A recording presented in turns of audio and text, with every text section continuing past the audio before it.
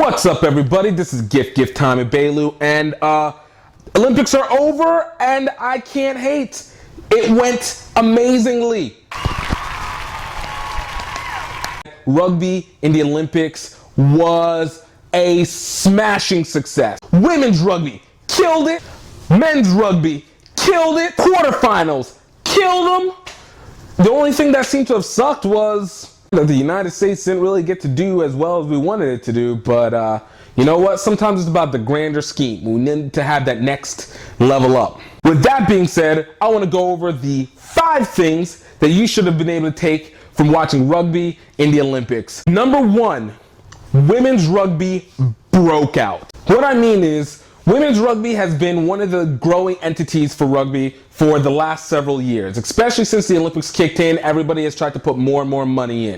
But during this Olympics, this was a different level. Like, the women's side finally got the spotlight and they took advantage. Let me tell you, they might have arguably been some of the best games that we got to see this whole Olympics. Nothing against the men's side, but the women brought it. This whole Olympics was women bring it. Amy Wilson-Hardy for Great Britain, just absolutely annihilating everything. Like Charlotte Caslick from Australia. Canada with Jen Kish just smashing through, just the pure ferocity of play.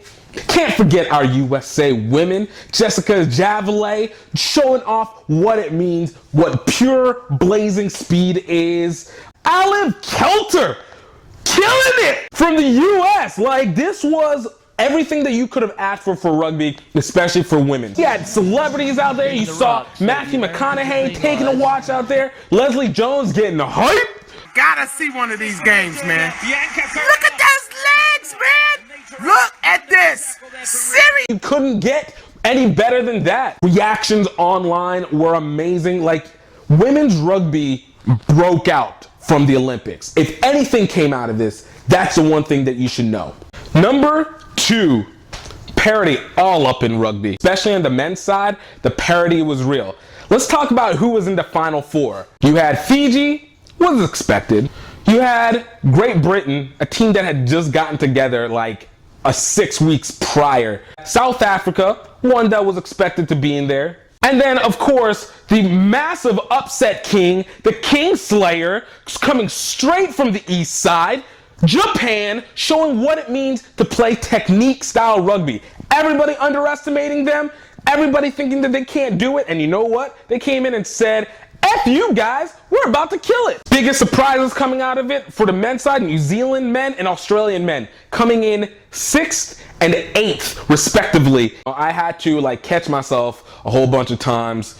Lots of potential heart attacks. That kind of were gonna happen from there. But you had to appreciate the parody that went in to those games. Booming. Number 3.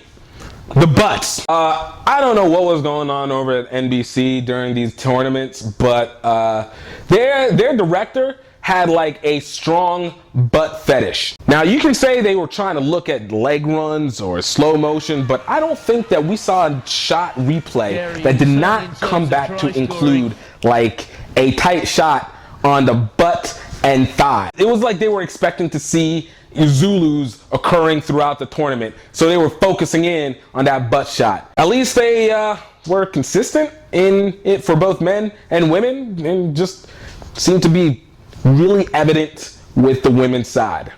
Lots of butts and legs. Lots of butts and legs. Yeah. Number 4. The class. I think one of the best images that you could get from this rugby event was after South Africa narrowly lost to Great Britain.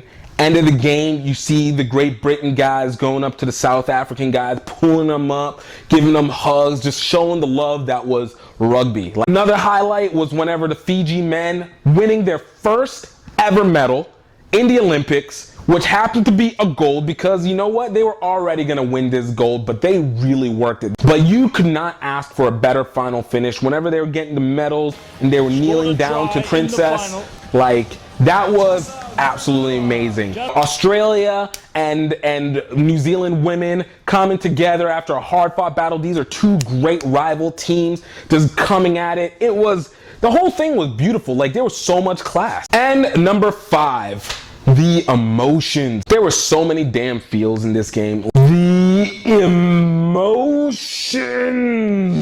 New Zealand women at the end, even though they lost and only got silver, they went in with the haka. You could feel the emotion coming out of it. Australia women just absolutely feeling it. One of my favorites, Canada, getting bronze after just completely taking it to Great Britain. The most beautiful part was probably the medaling ceremony. Like, how can you not feel? Like, I was just wondering why all of a sudden some onions started appearing around my desk while I was watching the game. Or watching Fiji, you know, singing up in just absolute praise.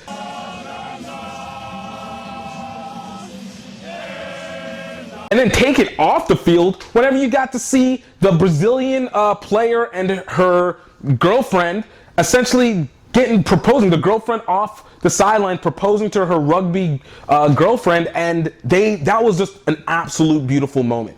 Like, these are things that you just take within rugby and you hold them, because that ends up being the keynote components that make rugby so goddamn amazing. And just all around, this was just a great one. All in all, cannot be mad with it. This was what I would have expected from the Olympic rugby. Being in the Olympics, this is all I could have asked for. Let me know what you feel about this.